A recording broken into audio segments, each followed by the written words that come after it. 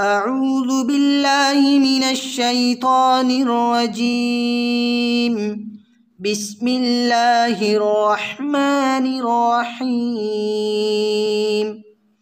الطلاق مرتان، فإمساك بمعروف أو تسريح بإحسان. ولا يحل لكم أن تأخذوا مما آتيتموهن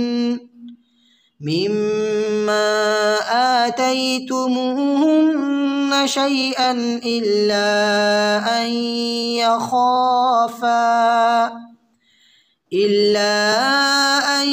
يخافا ألا يقيما حدود الله. فإن خفتم ألا يقيما حدود الله فلا جناح عليهما فيما افتدت به. تلك حدود الله فلا تعتدوها، ومن يتعد حدود الله فأولئك هم الظالمون. فإن طلقها فلا تحل له من بعد حتى تنكح زوجا غيره. فإن طلقها فلا جناح عليهما أن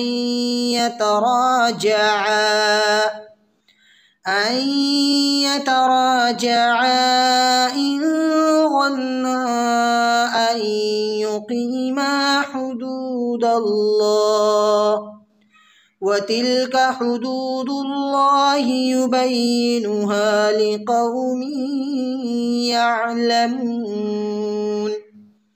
وإذا طلقتم النساء فبلغن أجلهن فأمسكوهن بمعروف أو سرحوهن بمعروف، ولا تمسكوهن ضرارا لتعتدوا.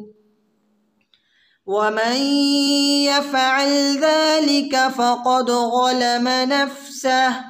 ولا تتخذوا آيات الله هزوا واذكروا نعمة الله عليكم وما